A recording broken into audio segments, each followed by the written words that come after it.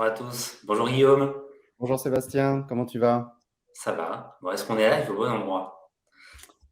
Alors, c'est une Parce que pour la excellente. petite histoire, on avait commencé le live, mais sur un mauvais lien. Donc, Ça risquait pas de marcher, hein, en fait. non, c'est ça, Allez, c'est ça. je regarde si on est en ligne.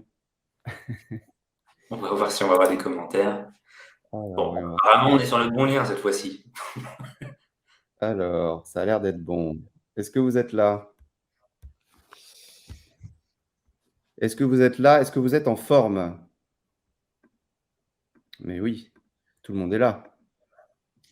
Bon alors, comme d'habitude, on va faire un petit tour de table. En forme, ouais? Oui, oui, on est plutôt en forme, ça va. Alors, vous êtes où actuellement? Dites-nous bonjour et dites-nous où vous êtes. Salut Aurore des Landes. Salut Aurélie d'Arcachon. Salut Perrine. Salut Cossi Bonjour à tous. de la Alors, Vendée. C'est cool. en espérant qu'on n'aura pas de problème de lien, parce que moi, je vois que de mon côté, ça ralentit. Je ne sais pas pourquoi.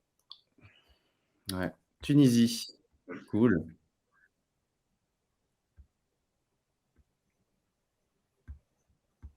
Toulouse, bien sûr, du Bénin. Ah, c'est cool. Maroc, Bénin, Casablanca. C'est top. Aix-en- Aix-en-Provence. Bordeaux, Paris. Désolé Guillaume, c'est pas facile pour tout le monde. Bon, tu as de la chance, tu es sous le soleil. Sébastien, là, tu es à Toulouse, il fait pas beau. Moi, je suis à San Vicente de la Barqueta ou Barquera en Espagne, il fait pas beau non plus. Ah, c'est le mois de mai, hein. Le mois de mai, Ouais, c'est habituel. C'est le mois où il fait c'est une heure, il fait un temps magnifique et une heure, il pleut. Donc, ça. Algérie, Lille. Bon, c'est top. Bon, Sébastien, on va parler d'un sujet quand même important aujourd'hui, qui est la performance économique. oui, tout à fait. Et là, on a choisi de prendre un exemple assez concret qui va parler, je pense, à beaucoup d'acheteurs d'emballage. Ouais. Juste, on m'entend bien ou ça coupe un peu? Parce que j'ai l'impression que la connexion fiche de temps en temps. Moi, c'est bon, de mon côté, j'entends bien. Ok, bah, si tu entends bien, Dites-nous c'est... dites-nous si vous nous entendez bien. Ouais. Donc, comme évoqué, là, on va travailler le sujet de la performance financière. Et on va tout de suite attaquer, vous allez le voir, dans le vif du sujet sur un cas concret que l'on a mis en place sur un cas de consulting en entreprise. Donc ça va vraiment être très opérationnel. Restez bien jusqu'au bout parce que effectivement, vous allez avoir des éléments précis sur une problématique initiale et comment on a réussi à développer de la performance financière, notamment en activant des leviers notamment en activant des leviers environnementaux. Ouais, tout à fait. Mais là, on va vraiment se focaliser sur la performance économique, financière. On va voir évidemment les incidences avec la RSE. Avant de commencer, on va faire un petit tour de table. Alors aujourd'hui, comment optimiser selon vous la performance financière? Dites-nous dans les commentaires. Sébastien, tu me remontes les commentaires. Oui, on va Comment faire comme optimiser la d'habitude. performance économique? Donc là, on est performance économique, quoi, hein, vraiment.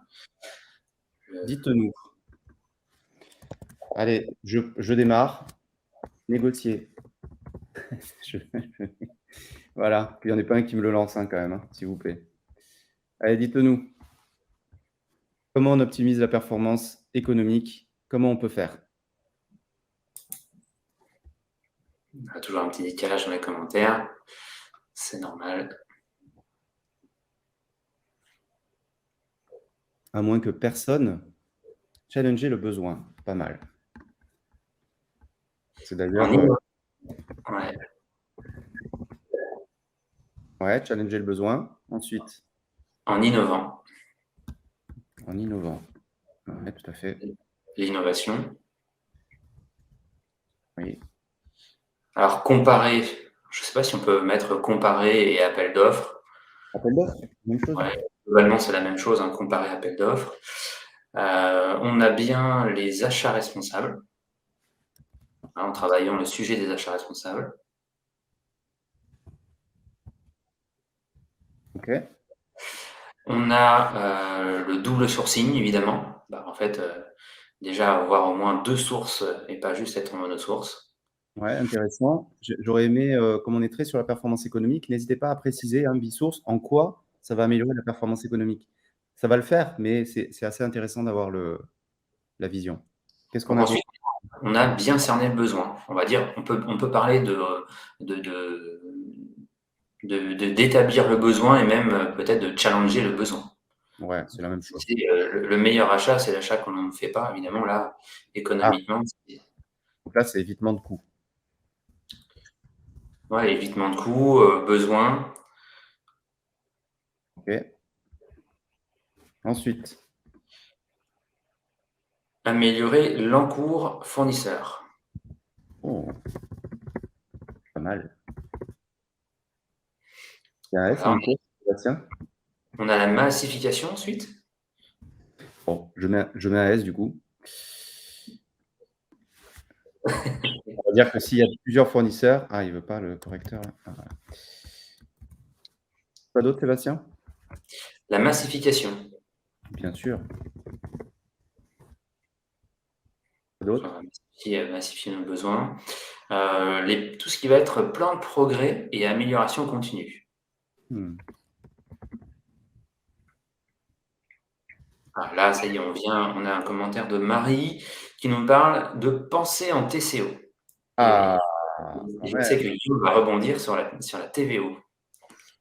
Ben, plus tard, plus tard. On va monter en puissance tout au long du live en fait. Mais le TCO est un incontournable. Alors, TCO, approche, on va mettre approche TCO.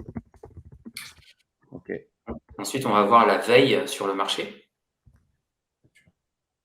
La veille qui permet en général quand même, donc veille qui permet l'innovation et la détection de nouveaux fournisseurs.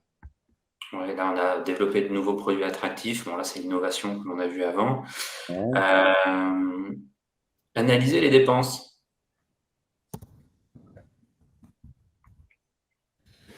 OK. L'évitement des coûts, ça, on l'a déjà. Il en manque là, hein, dis donc. Leviers commerciaux, nouvelles. On a effectivement l'achat fonctionnel. Donc là, on peut parler du cahier des charges fonctionnel et pas le cahier des charges technique. Ouais. L'efficacité du processus achat. OK. Une meilleure gestion des stocks. Oui.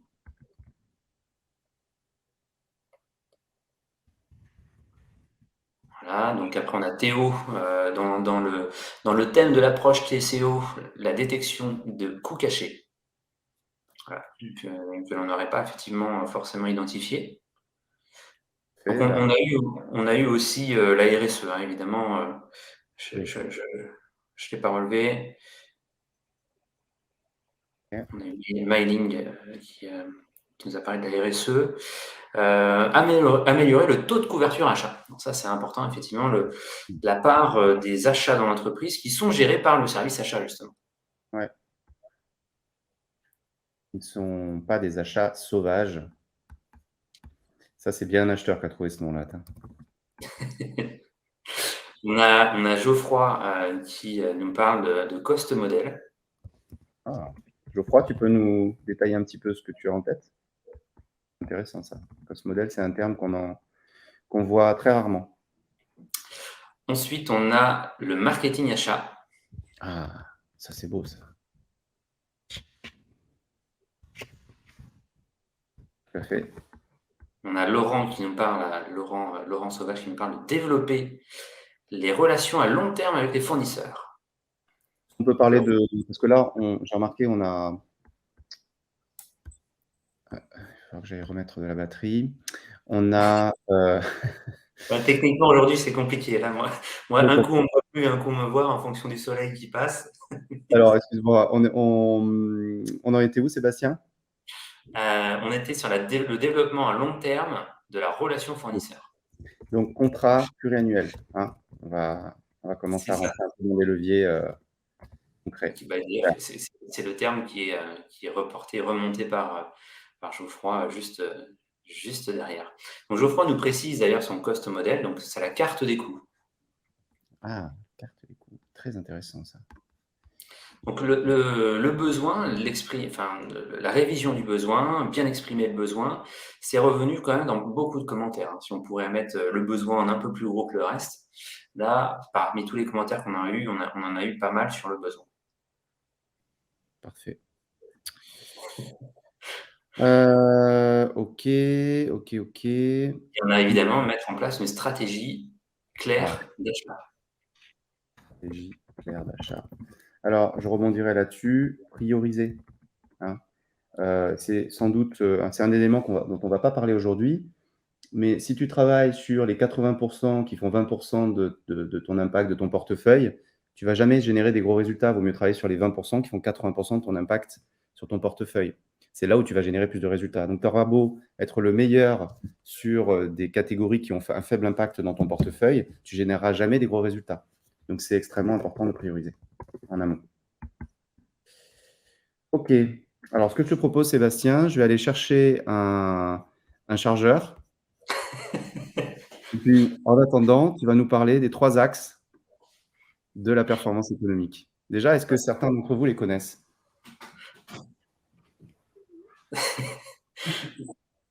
Ouais, aujourd'hui, on s'excuse, hein, c'est un peu différent de d'habitude. Et Guillaume en tout cas est en déplacement. Alors, on a un premier retour qui nous parle. Alexis, standardisation des process. Alors, je pense que vous êtes peut-être encore sur la question d'avant.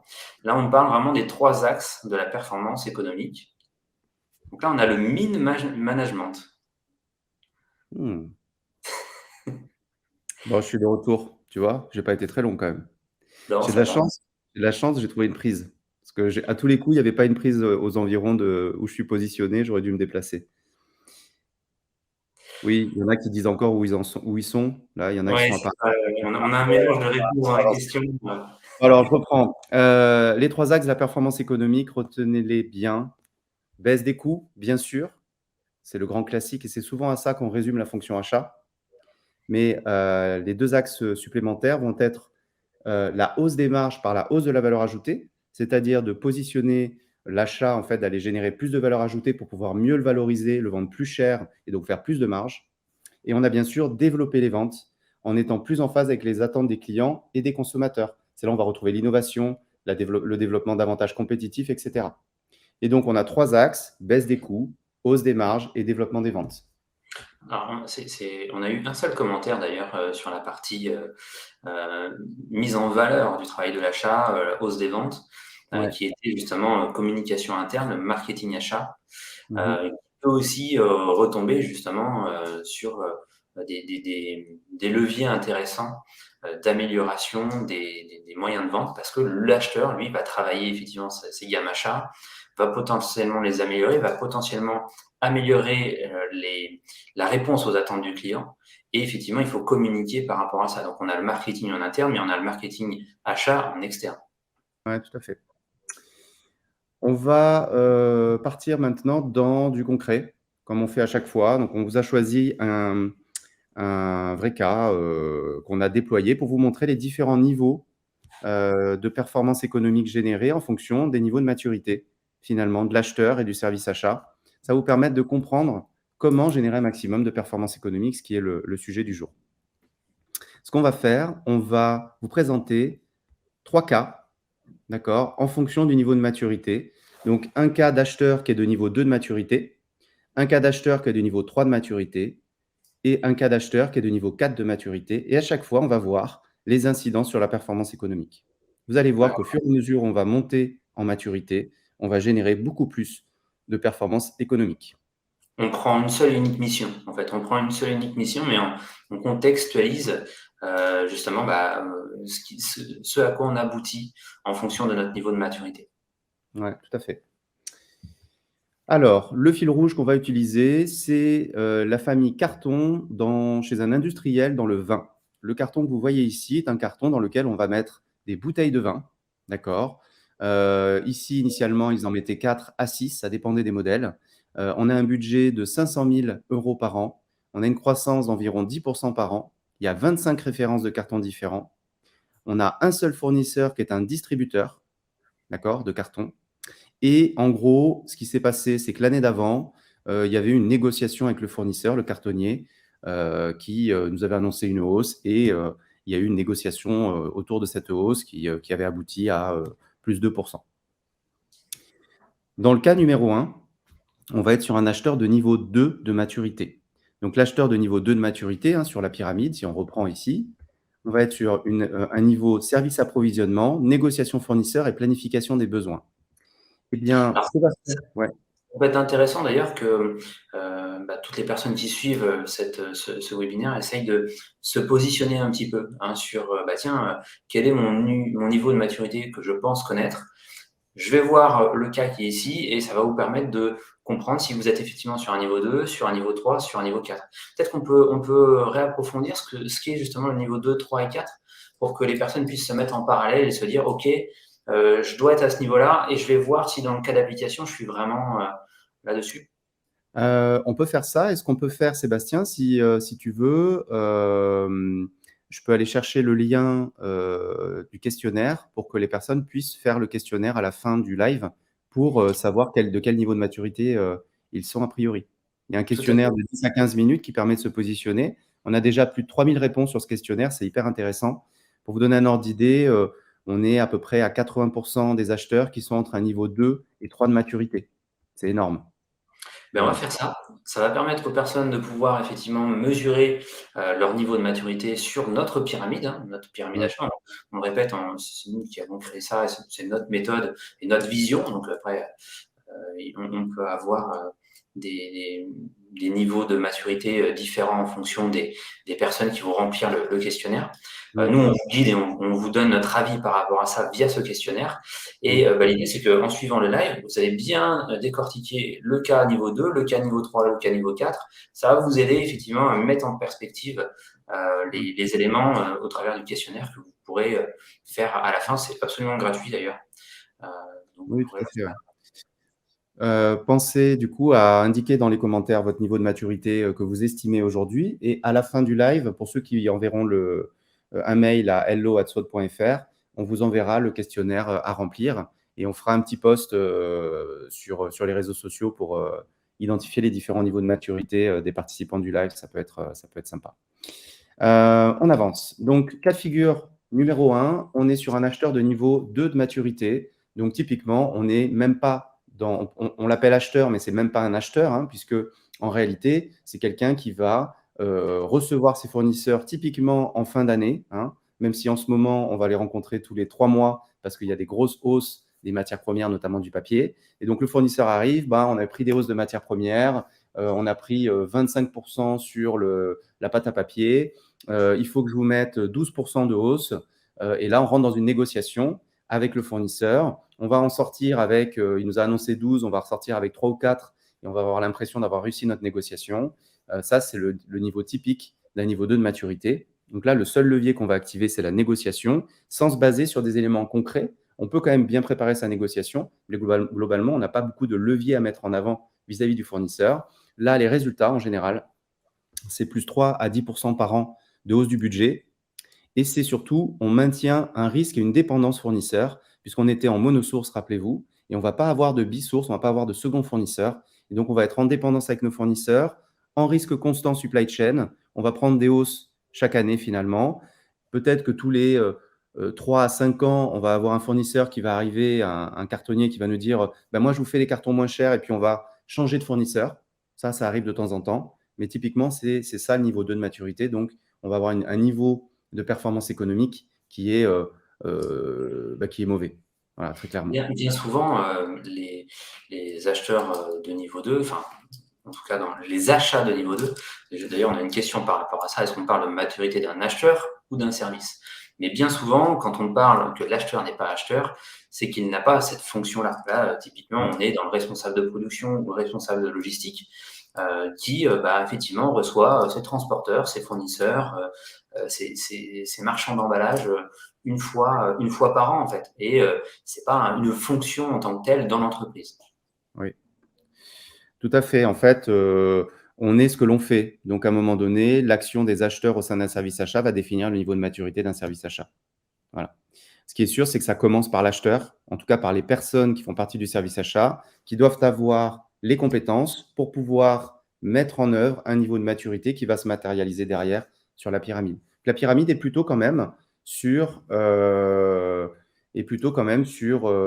niveau de maturité du service, même si il est la conséquence directe de la maturité de l'acheteur. Je ne sais pas si vous avez remarqué, mais on a quand même aujourd'hui 2 personnes qui ont remonté déjà des niveaux 2, le niveau dont on vient de parler maintenant.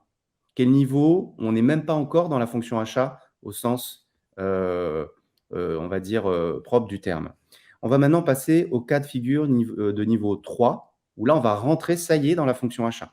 Donc là, sur ce budget-là, l'acheteur, il va réaliser un appel d'offres qui va être suivi d'un contrat de 3 ans incluant une formule de révision de prix et il va mettre en place une bisource. D'accord? Donc imaginez qu'avant, il n'y avait rien de tout ça. Là, il fait son étude de marché, il fait sa décomposition de prix et il va lancer un appel d'offres auprès d'un certain nombre de cartonniers et ça va aboutir à un contrat sur 3 ans avec une formule de révision de prix et pour chaque modèle de carton, il va avoir 2 solutions. D'accord? 2 fournisseurs. Les résultats, c'est qu'il va réduire, c'est des exemples réels qu'on vous donne, évidemment, ça varie selon les situations, mais ça va vous donner un peu des ordres de grandeur. Là, on va être sur une baisse de 13% du budget. On va maîtriser les hausses parce que chaque année, en fait, on a des formules qui vont nous permettre de réviser les prix, chaque année ou même chaque trimestre en fonction des conjonctures. Hein. Mais en gros, on va pouvoir revaloriser les prix sur les incidences réelles de la matière première. On va avoir 0 rupture, alors qu'avant, on avait plein de ruptures. 0 rupture parce que quand un fournisseur est défaillant, on a un second qui peut prendre le relais. Et surtout, on ne va plus avoir de dépendance vis-à-vis du fournisseur, d'un seul fournisseur. Un point intéressant, là, c'est vraiment le niveau 2, enfin le niveau 3, mais hop, petite erreur ici. Là, c'est vraiment le niveau 3, on va dire minimal, mais vous pouvez aller beaucoup plus loin hein, sur le niveau 3, puisque ça intègre tous les leviers commerciaux. Donc là, vous allez avoir massification, RFA, suppression des intermédiaires. On peut travailler directement avec un producteur, un onduleur, au lieu de travailler avec un distributeur, par exemple. Et donc là, d'un point de vue structurel, on est sur un acheteur dont tout ou partie de son temps de travail est dédié aux achats. Là, évidemment, par exemple, on n'a pas de personnes responsables de production qui ont des journées extrêmement chargées, qui ont la possibilité de mener des appels d'offres. À un moment donné, quand votre journée est intégralement cadrée tous les jours de la semaine sur toute l'année pour gérer votre équipe logistique ou gérer votre chaîne de production, évidemment, là, vous n'avez pas de temps réellement dédié aux achats. Donc là, en niveau 3, on a obligatoirement en fait un acheteur faisant fonction d'achat. Hein, au moins en grande partie sur son temps de travail. Oui, tout à fait. Là, on est vraiment sur un acheteur. Il faut savoir que ce qui définit un acheteur, ce qui différencie un acheteur d'une personne qui va négocier sa voiture chez le concessionnaire du coin, c'est l'appel d'offres. À partir du moment où on commence à faire des appels d'offres, à consulter les fournisseurs, à faire des comparatifs d'offres, on rentre dans le métier d'acheteur. En dessous, recevoir un fournisseur pour négocier une hausse et essayer de la réduire au maximum, ce n'est pas la fonction achat. Tout le monde peut faire ça aujourd'hui. C'est ça, ou recevoir son fournisseur parce que notre fournisseur principal nous a annoncé qu'il voulait plus travailler avec nous pour diverses raisons, changement d'activité ou autre. Bah là, effectivement, c'est de la gestion de crise. Et bien souvent, en fait, on a dans les entreprises des achats qui sont de la gestion de crise et effectivement de la réception de courtoisie de fin d'année des fournisseurs que l'on évite quand même au maximum parce qu'à chaque fois, on sait que le fournisseur vient dans sa valise avec des jolis pourcentages de hausse. Donc là, on est vraiment sur un niveau 2 quand on se cantonne effectivement à recevoir les fournisseurs et à faire de la gestion de crise. Vraiment. C'est ça. Le niveau 3, on va rentrer dans l'appel d'offres. L'appel d'offres, de toute façon, fait partie du processus projet aux achats et donc est vraiment incontournable. Donc, en fait, c'est à partir du moment où on fait des appels d'offres qu'on peut se définir comme étant un service achat. Alors, évidemment, il y a plusieurs qualités d'appel d'offres, mais ce n'est pas le sujet du jour. On parle d'un vrai appel d'offres, évidemment.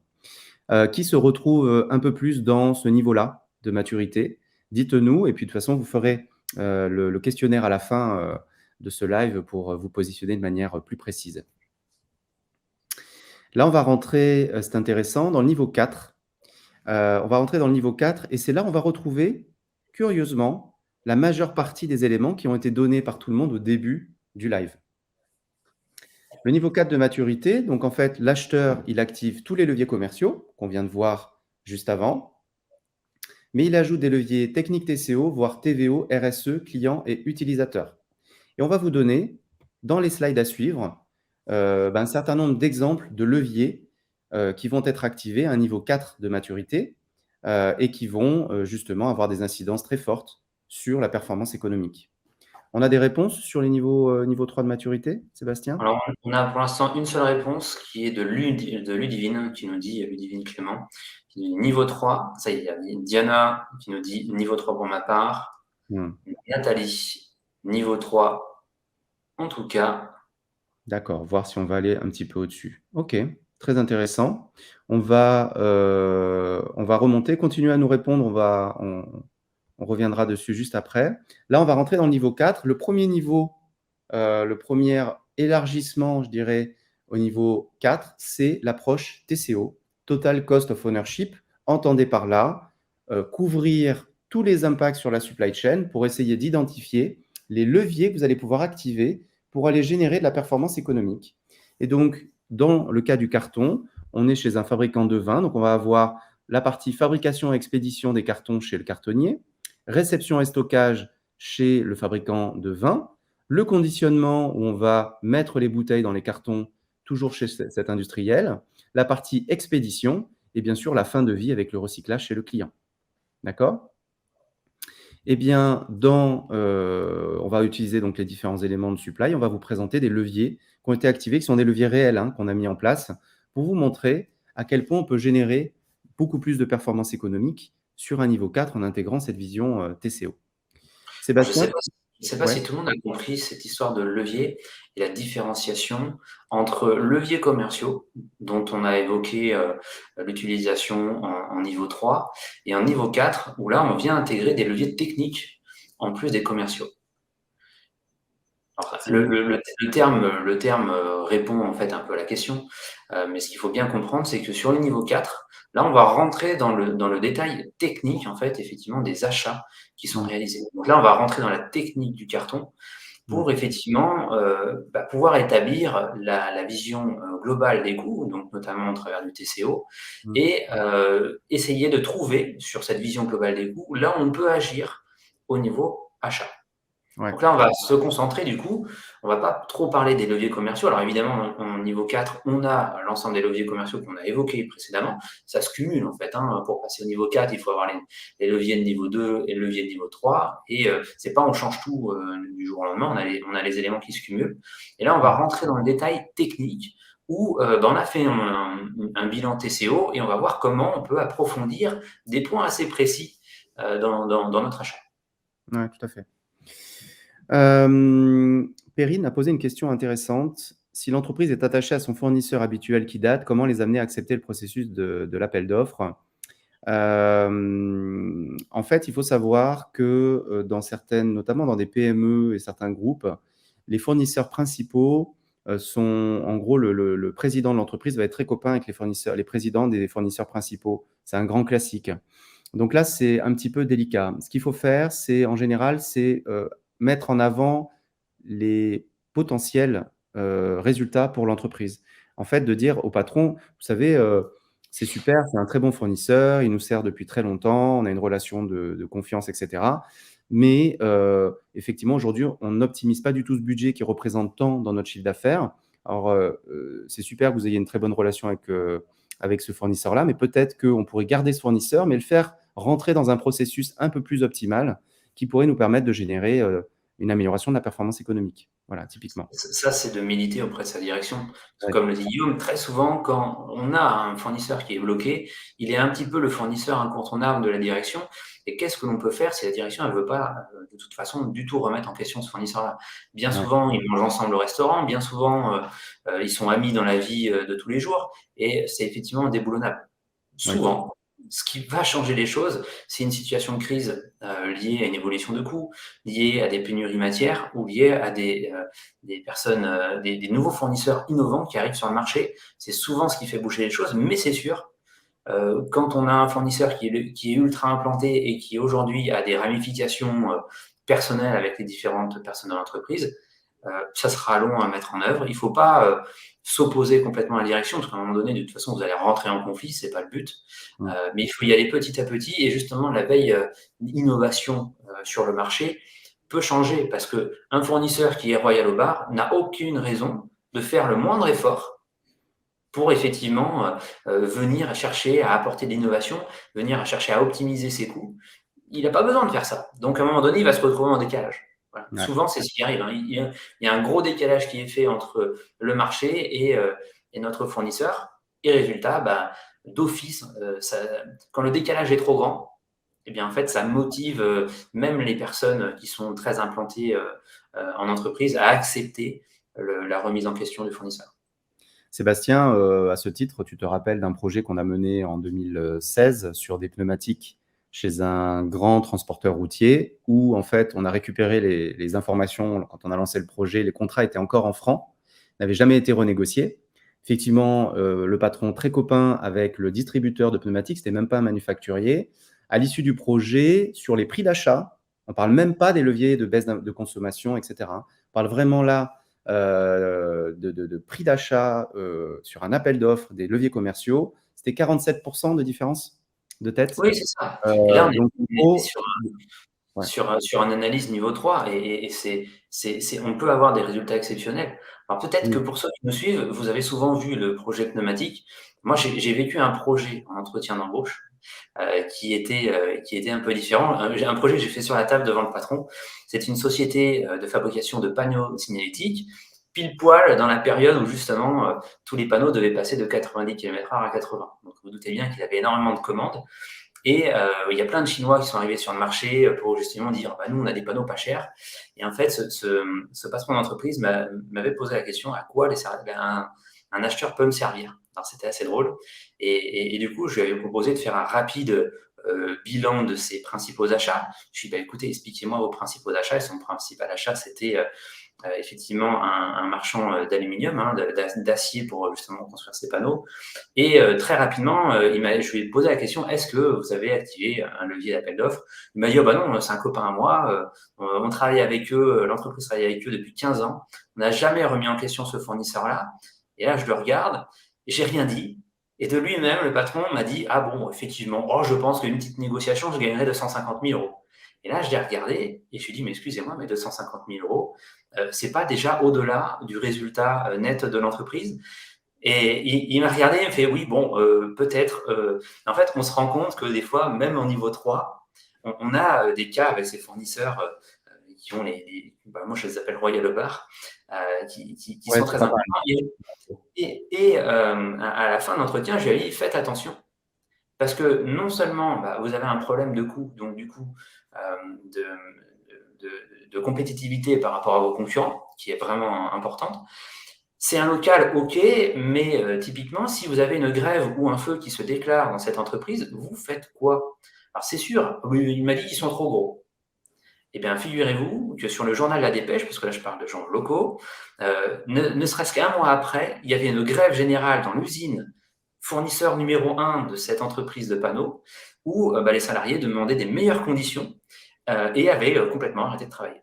Donc, typiquement, il y a de grandes chances qu'il n'ait plus la moindre source d'approvisionnement parce qu'il avait un besoin très spécifique de matériaux profilés d'une certaine façon, etc. Et en fait, son fournisseur unique, numéro 1, qui était Royal au bar, là, il se retrouve avec une lourde grève de salariés qui avaient mis à l'arrêt complet l'usine. Donc voilà pour une petite histoire qui peut changer un peu des pneus, mais en fait, on est un peu dans le cas. On a en fait, sur ces sujets-là, on a des dizaines d'histoires en réalité. Ce qu'il faut comprendre, c'est qu'avec le recul, ce que vous pouvez dire à un fournisseur, pour reprendre ce que demandait Perrine, c'est de dire que par expérience, les amitiés peuvent coûter très cher entre un président et un fournisseur principal, peuvent coûter très très cher à l'entreprise, au point même de coûter plus cher que la rentabilité elle-même de l'entreprise, voire même de créer des déficits majeurs de compétitivité, de rentabilité, etc. Donc c'est un vrai sujet qu'on pourra aborder d'ailleurs si vous le souhaitez dans les prochains lives. Si on revient sur le niveau 4 de maturité, les cartons.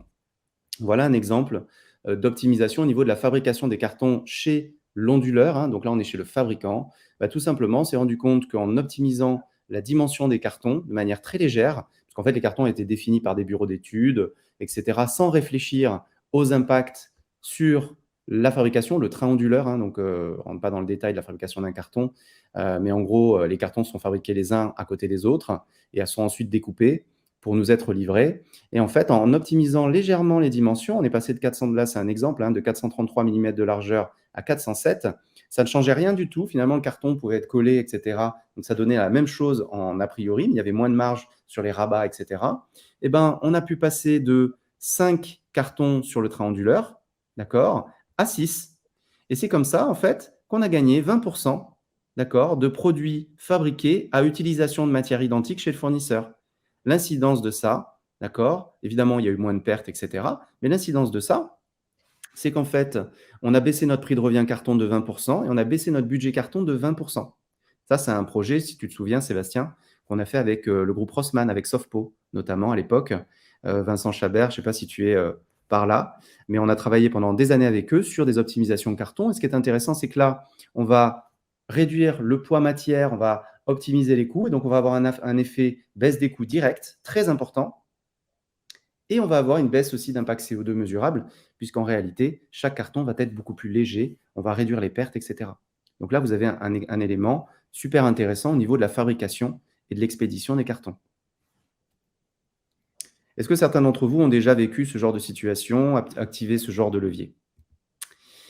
Un deuxième point très intéressant, donc là, on va être sur la partie conditionnement. Rappelez-vous, on suit le fil TCO. Il y a maintenant, c'était il y a un peu plus de 10 ans, on était sur ligne et on devait optimiser un budget carton. Et là, on se rend compte que l'intégralité de la ligne de fabrication, donc là, regardez, on est toujours chez le fabricant dans le vin, hein. L'intégralité de la ligne, donc là, vous avez des bouteilles vides qui arrivent, elles vont être remplies, elles vont être serties, on va mettre un bouchon, elles vont être étiquetées et ensuite elles vont être mises en carton. Toute la ligne de fabrication tournait à 3000 bouteilles par heure et la zone de mise en carton tournait seulement à 1400 bouteilles par heure. On avait ce qu'on appelle un goulet d'étranglement de la ligne. À votre avis, un acheteur de niveau 3, il ne va même pas le voir ça. Il va faire son appel d'offres, etc. Un acheteur de niveau 4, il va se rendre compte que le carton qu'il achète pénalise la productivité et qu'au lieu d'essayer de gratter 3-4% au travers d'un appel d'offres, il a peut-être intérêt plutôt à aller optimiser son carton pour aller libérer le goulet d'étranglement de la ligne. Et c'est là où il va travailler avec la production, etc. C'est là où on rentre dans ce qu'on appelle la transversalité au niveau de la supply chain. Et pour l'anecdote, on est passé de cartons donc de type caisse américaine avec des fonds standards, avec des intercalaires et souvent des cartons de 4 au lieu de cartons de 6. On est passé sur des cartons fonds automatiques sans intercalaire, d'accord, et ça nous a permis d'augmenter la productivité de manière mesurable de 38%, tout simplement. Donc là, on a amélioré la productivité de 38% sur une ligne qui fait 80% du chiffre d'affaires de l'entreprise. Donc là, on est vraiment dans la partie conditionnement. On est passé sur un historique achat de massification des besoins et on va dire de standardisation. Mmh. C'est ce qui avait été fait, hein. Vous étiez parti sur les caisses américaines en disant bon voilà, c'est un petit peu la caisse, le carton qui est demandé par l'intégralité des clients. Et du coup, sur lequel on pense avoir effectivement un levier de négociation simplifié parce que c'est ce qui est le plus produit dans l'usine, c'est ce qui est le plus optimisé en termes de production. Sauf qu'on s'est rendu compte qu'on pouvait avoir un deuxième step d'amélioration en faisant un carton quasiment personnalisé et innovant Mmh. pour pas plus cher, et bien au contraire. Ouais, bien au contraire. Les résultats sur ce projet-là, vous allez voir, c'est assez fou. Pour l'anecdote, c'était un des sujets de mon mémoire de master à l'époque. Et bien les résultats, les voilà. 38% de productivité sur 80% des volumes produits par l'entreprise. Moins 30% de coûts carton, d'accord? Donc on est passé de cartons de 4 avec des cartons de 6 et on a supprimé les intercalaires. On a amélioré le confort des opérateurs sur ligne. Il faut imaginer, bon, sans rentrer dans l'ergonomie de poste, on avait largement amélioré ça. On avait mis des filets anti-coupe-main.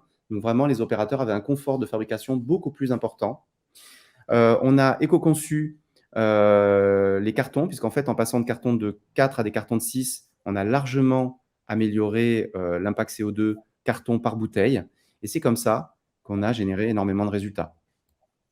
Mais Pour c'est pas l'anecdote, hein, les gains de facile. productivité mesurés, excuse-moi Sébastien, il y a un petit Oui. décalage. Les gains de productivité mesurés étaient en coût main-d'œuvre supérieur au coût du budget carton lui-même, tout simplement.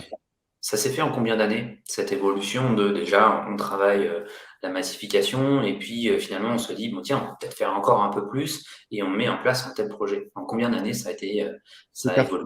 ce budget-là a été mis en place en environ 1 an après que je suis arrivé dans l'entreprise, sachant que je suis parti dans une entreprise de niveau 1 de maturité à la base. Donc j'ai dû tout structurer, tous les appros. On n'était même pas à niveau 2. Donc en gros, selon le niveau de maturité de l'entreprise dans laquelle vous arrivez en démarrage de mission, vous allez pouvoir parfois rentrer immédiatement dans ce type de projet-là. Dans d'autres cas, ça va être beaucoup plus délicat.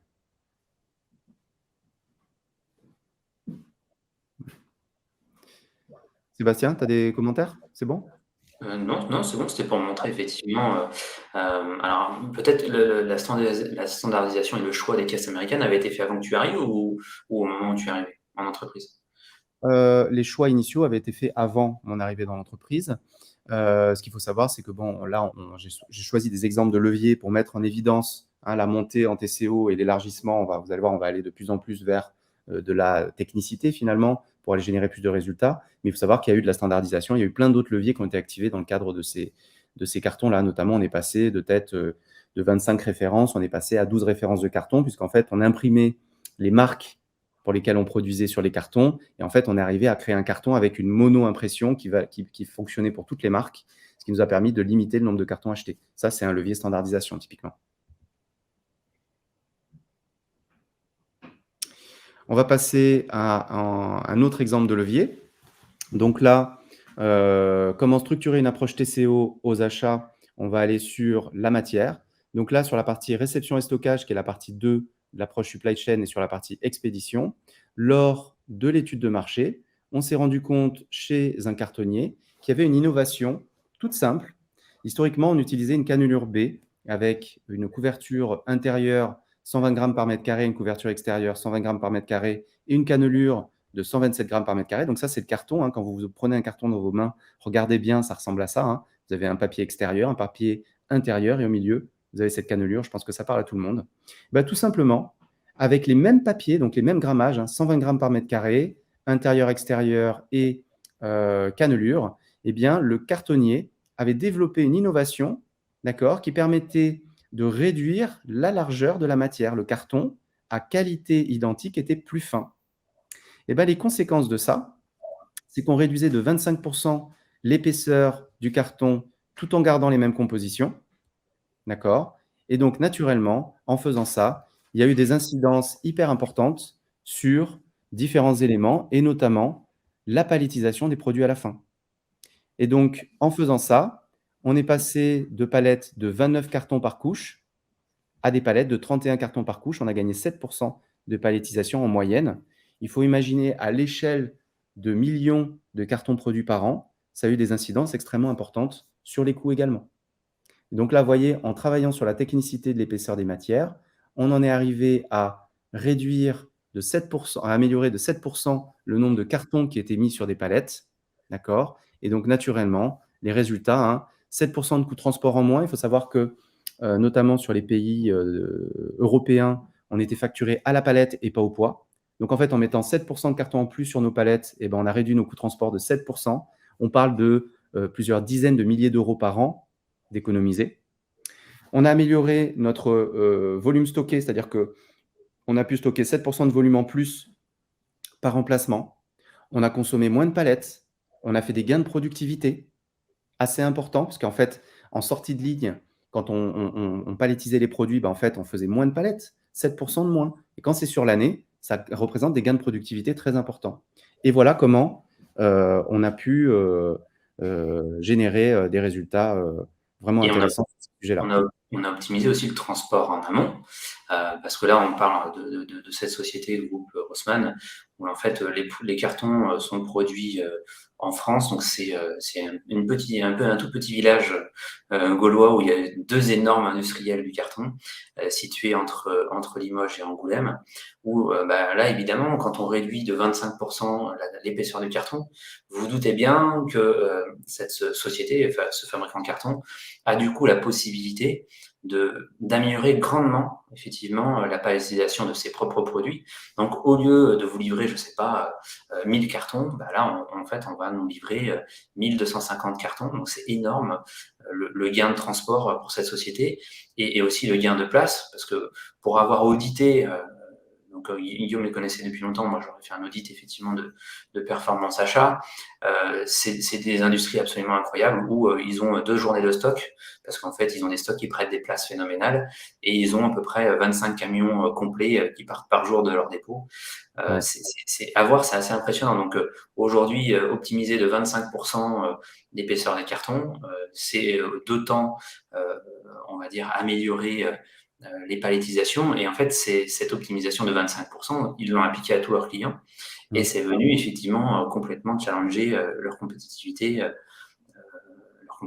quoi. Ouais. Et encore une fois, un acheteur de niveau 3 ne va pas voir ça. Là, on est sur un acheteur qui est allé chez le fabricant, qui s'est renseigné sur les innovations, qui a créé des relations long terme. On reprend tout ce qui a été évoqué au début, hein, de ce live finalement. Là, on est sur des éléments très concrets qui ont été réellement appliqués. Tout ça est réel et tout ça a été appliqué. Et donc On a eu effectivement, on a eu les bons contacts commerciaux aussi. Parce que vous avez des commerciaux aujourd'hui qui vous disent oui, oui, oh là là, moi mon catalogue il est là, demandez-moi-en pas trop. Et vous avez des commerciaux qui sont intégrés effectivement dans la chaîne de valeur de l'entreprise, ce qui a été notre cas. Alors c'était peut-être pas le cas dès le départ, mais en tout cas on a été in fine via ce type de contact commercial qui a été en capacité de nous faire venir sur chaîne, qui a été en capacité de, de venir définir des réunions avec le système de développement pour pouvoir effectivement venir améliorer et personnaliser les cartons. ouais, tout à fait. Ça a été un sujet extrêmement intéressant et effectivement, on le voit là, on est en train de monter en transversalité, c'est-à-dire qu'on travaille avec, le responsable de production, on travaille avec les fournisseurs. Plus on va monter en maturité, plus on va monter en transversalité et plus on va activer des leviers qui vont impacter toute la supply chain jusqu'au client final. C'est ce qu'on va voir, c'est ce qu'on va voir ensemble. Donc là, il y a un vrai sujet. Pour en venir aux résultats des quelques leviers qu'on vient de vous présenter, et ben là, on va comparer aux résultats, par exemple, du niveau 3. C'est extrêmement important. Rappelez-vous, niveau 3, 13% de gains et sécurisation. C'est déjà beaucoup, zéro rupture, etc. Ben, à ça viennent s'ajouter, quand on est au niveau 4, d'accord, parce qu'on sécurise aussi, etc. Tout ce qui est du niveau 3 est validé, hein, est activé aussi dans le niveau 4. Ben là, on va avoir une amélioration de la productivité de 38%. Pour vous donner un ordre d'idée, les gains de productivité mesurés étaient supérieurs au budget carton lui-même. C'est-à-dire, enfin, c'est plus de 100% d'amélioration de budget, en fait, en réalité, si on raisonne en coût global. La baisse des coûts d'achat, 35%. Baisse des coûts de stockage, 7%. Baisse des coûts de transport, 7%. Voilà. Et il faut savoir qu'on a activé bien d'autres leviers, mais là, l'idée, c'est quand même juste de bien comprendre la montée, la puissance du TCO pour générer de la performance économique. On est sur des fondamentaux aux achats, hein. On passe vraiment des bases des achats avec les leviers commerciaux, et là, on va monter sur les leviers vraiment techniques TCO pour que vous puissiez bien avoir cette vision globale de la performance économique. Si on récapitule, le niveau 2 de maturité, on se contentait de négocier. D'accord? Le niveau 3 de maturité, on a activé les leviers commerciaux. Là, on en a mis quelques-uns. Appel d'offres, contractualiser de façon pluriannuelle, réaliser des contrats groupes, par exemple, donc en direct avec les onduleurs. Sur les leviers TCO, donc là, on va être sur le niveau 4 de maturité. On va se retrouver à standardiser les formats, à diminuer le poids matière, à utiliser des matières premières moins onéreuses, à intégrer bien les impacts des papiers dans le coût du carton, à diminuer les coûts liés au design, à optimiser la taille et la fréquence des fabrications, à optimiser les passages en production avec les gains de productivité. Et là, on va générer beaucoup plus de résultats. D'accord? Donc, si on résume, générer un maximum de performance économique, c'est activer un maximum de leviers. tout Alors, simplement. en termes de ressources, hein, il faut bien nuancer nos résultats vis-à-vis des ressources que l'on emploie. Hein. Oui, Évidemment, sur le premier niveau, hein, en fait, on va avoir de très faibles ressources, ça va aller très vite. Par contre, quand on va descendre tout en bas du TCO, on va employer des ressources assez importantes. C'est pour mmh, ça que les projets sur lesquels on doit travailler doivent être d'envergure.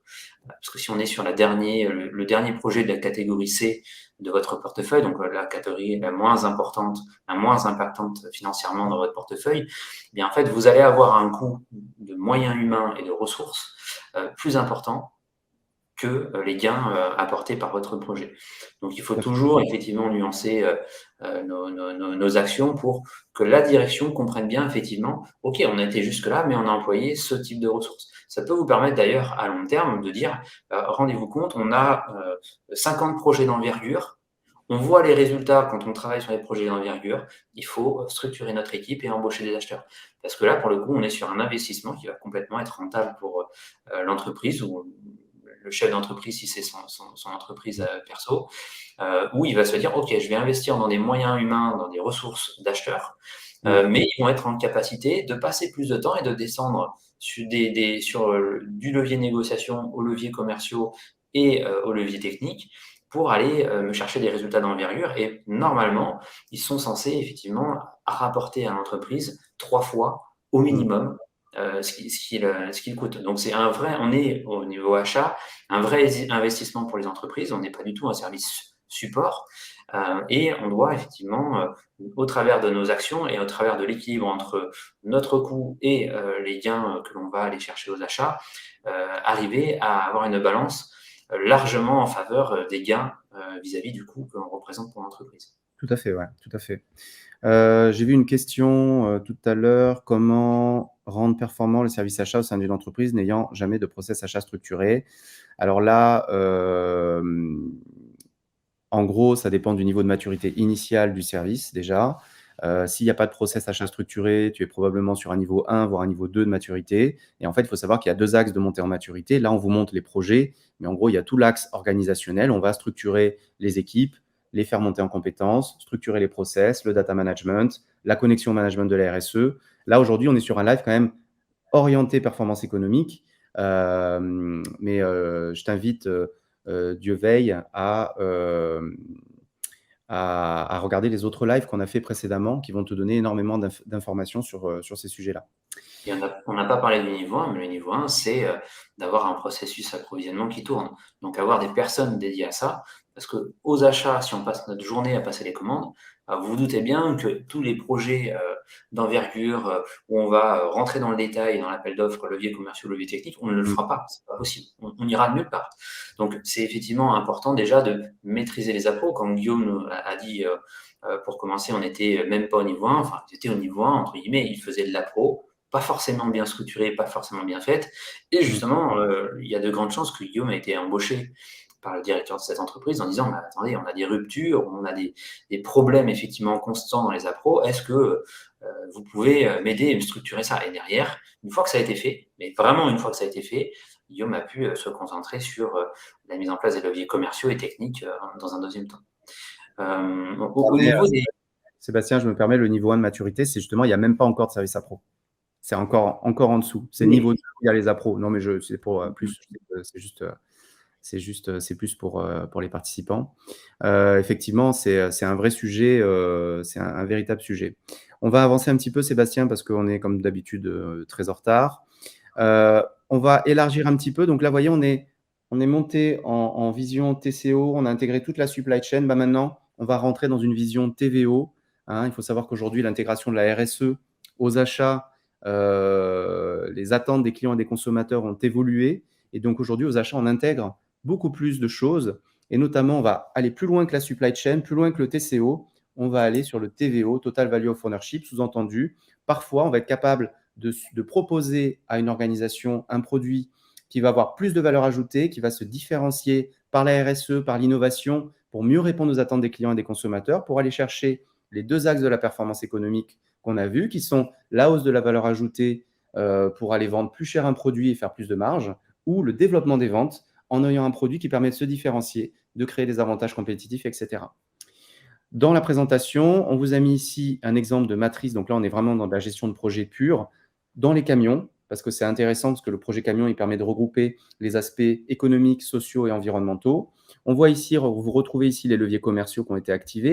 Il y en a eu 10. Et regardez, ils représentent que 300 000 € de gains sur 1 300 000. On a quasiment 1 million de gains qui sont les leviers techniques. Ça vous donne une idée de la différence entre un acheteur de niveau 3 et un acheteur de niveau 4. Très clairement, là, vous l'avez sous les yeux, c'est un vrai projet. Et on va rentrer directement, vous pourrez le consulter pour ceux qui me demandent la présentation en envoyant un mail à hello@swad.fr.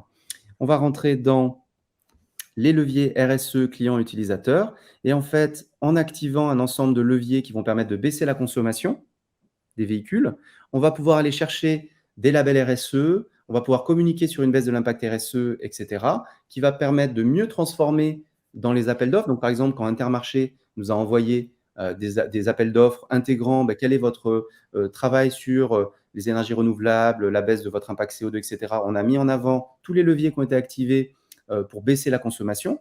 Donc ça a permis de mieux transformer les appels d'offres, donc de mieux vendre. D'accord.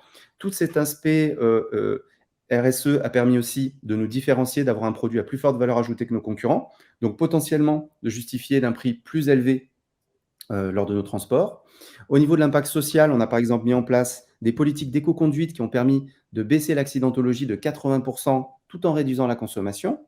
Ça également, c'est des leviers qui vont pouvoir être utilisés en termes de communication par le marketing de l'entreprise, sur le site internet, en interne et également dans les appels d'offres. Et là, vous voyez, on est vraiment dans la vision TVO, où en fait, on va intégrer un certain nombre de leviers qui vont avoir des incidences sur le développement des ventes, la hausse des marges, le confort des utilisateurs. Par exemple, dans les camions, on a intégré des sièges ergonomiques, des systèmes de connectivité pour que la qualité de vie au travail soit meilleure. La dynamique d'éco-conduite également a largement motivé les chauffeurs et a réduit le turnover, donc le turnover de salariés sur les postes, qui ont préféré rester chez ce constructeur, enfin chez ce transporteur plutôt que d'aller ailleurs.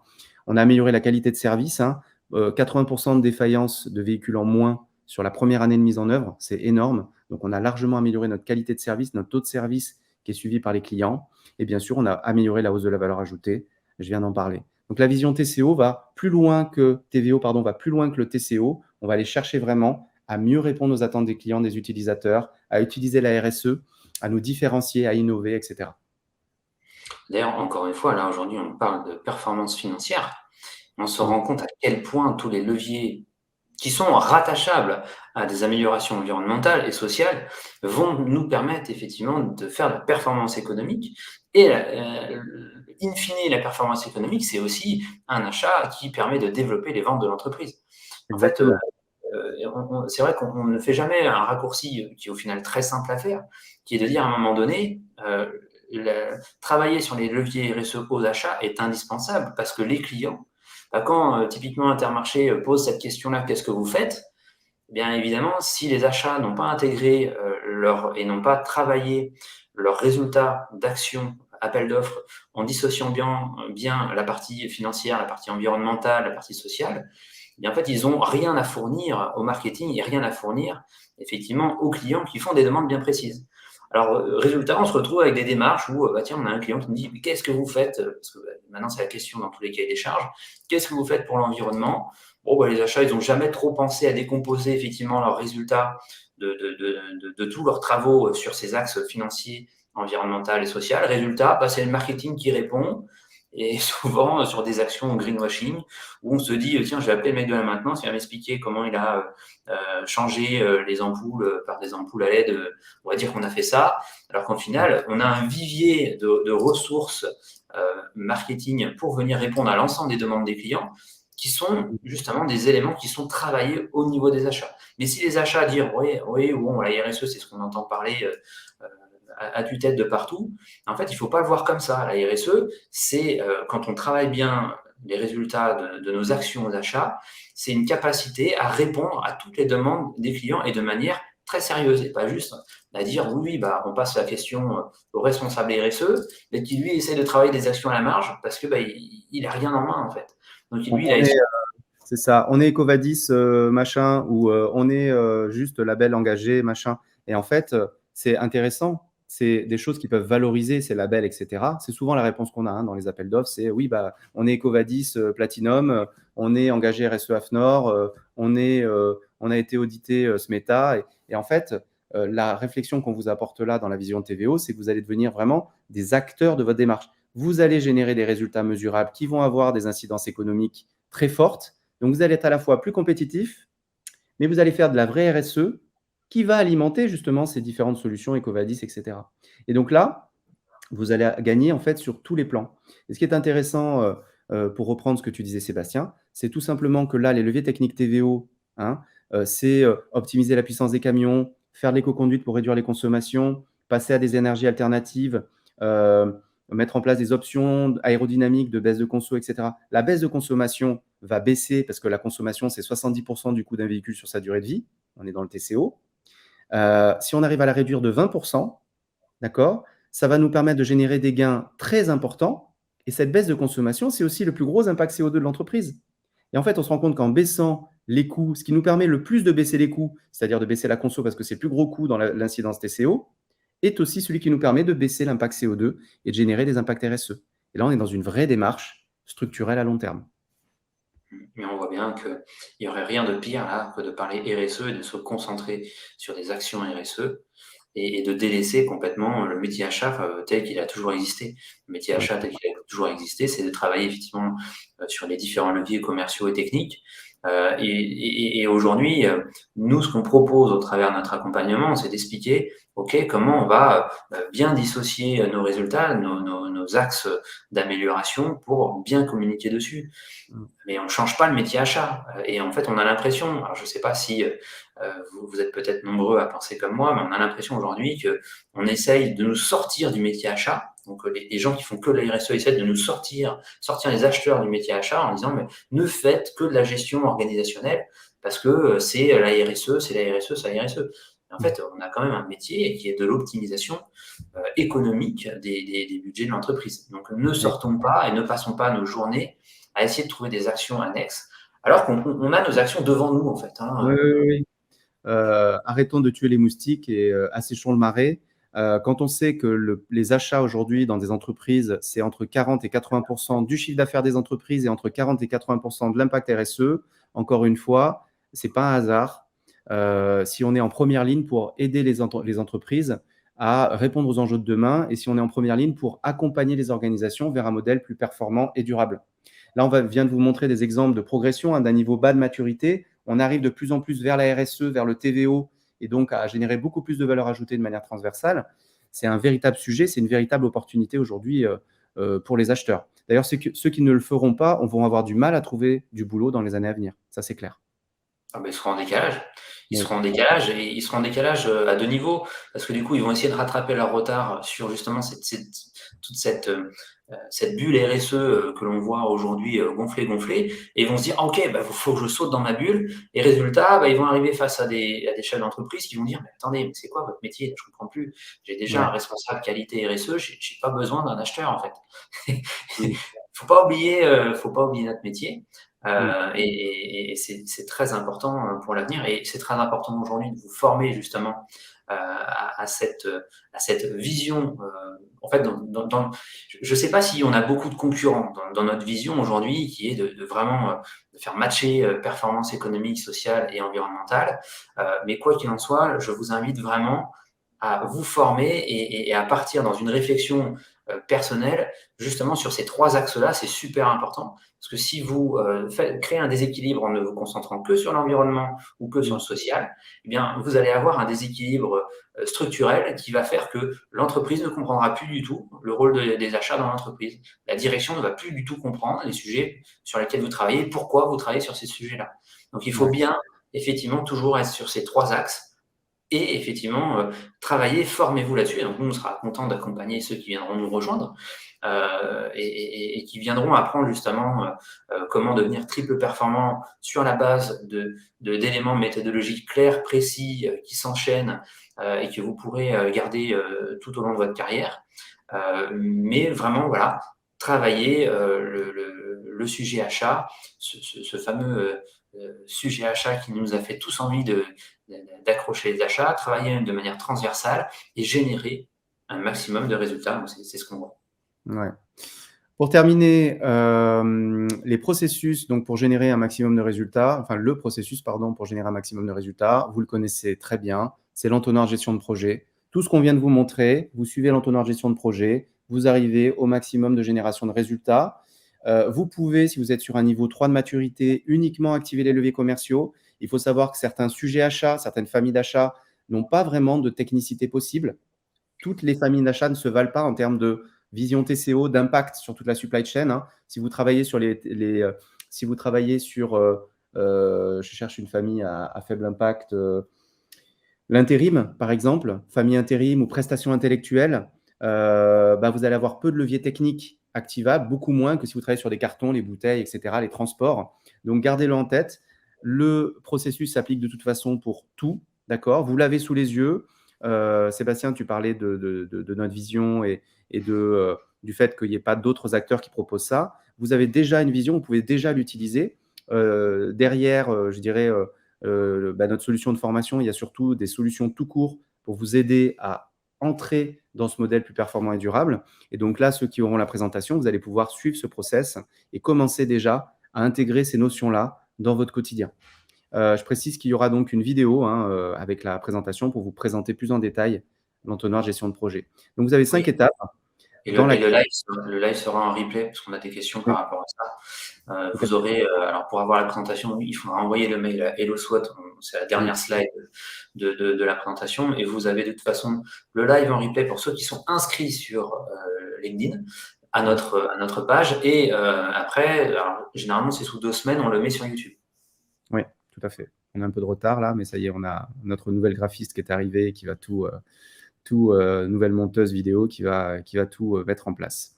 Alors, ce qu'il faut retenir, générer un maximum de performance et cumuler un maximum de leviers. Générer un maximum de performance et intégrer l'analyse sur toute la supply chain jusqu'au client utilisateur final. Générer un maximum de performance et agir en pleine transversalité. Plus on va activer des leviers transversaux, plus on va générer des résultats. Pour générer un maximum de performance économique, en fait, il faut aller chercher à faire progresser l'entreprise en maturité achat. D'accord? Plus on va monter en maturité achat, plus on va être en capacité d'agir en transversalité et d'activer un grand nombre de leviers.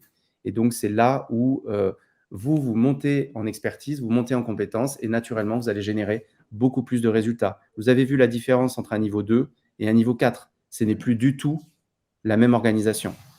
D'accord?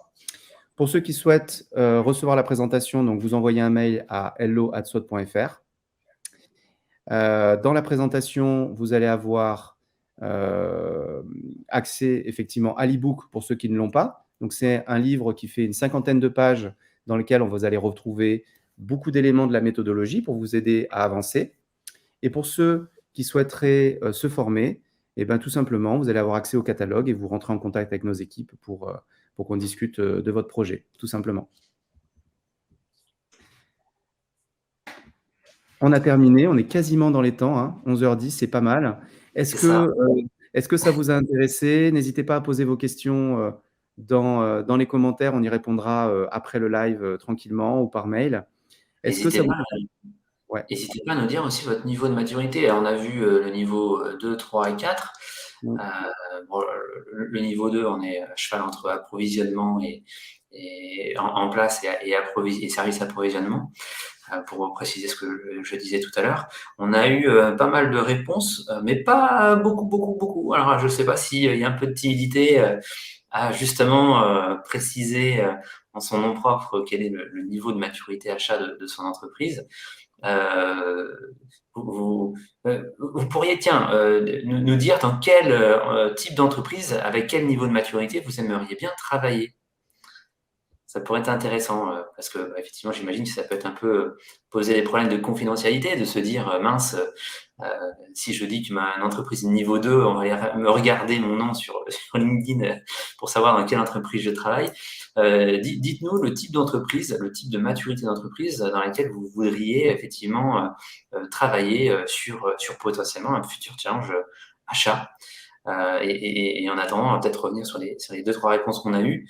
On a eu Elodie qui nous dit qu'elle est en amélioration effectivement aux achats, qui passe du niveau 3 au niveau 4. On a eu Laurent, qu'on espère pouvoir un jour avoir en formation, parce que malheureusement, Pôle emploi il pose des problèmes, qui nous parle de niveau 3, donc c'est sur ses expériences passées. Et on a un deuxième Laurent qui nous parle effectivement de niveau 3, mais le service progresse, donc on est positif. Alors qu'est-ce qu'on a? On a Nathalie qui nous dit ayant déjà travaillé sur le niveau 4, mais à performer sur les AO l'administratif. Je n'ai pas tout compris. On a Denise, maturité entre 2 et 3. Mon entreprise est au niveau 4. Diana, ben ça c'est top. Quand on est au niveau 4, là déjà on commence à aller au travail en se disant c'est génial, on va pouvoir approfondir des super sujets. Ludivine, niveau 4. Ben écoutez, vous savez quoi, vous allez envoyer un mail au SWOT, vous allez recevoir le lien du questionnaire de maturité, et vous allez tester et vous allez voir en fait en répondant aux différentes questions justement sur quel niveau vous vous situez. Denise, Je dois live très intéressant. je dois un petit peu accélérer, Sébastien, mais j'ai mis donc le lien du questionnaire dans le Typeform, le lien du questionnaire, pardon, dans les commentaires sur LinkedIn.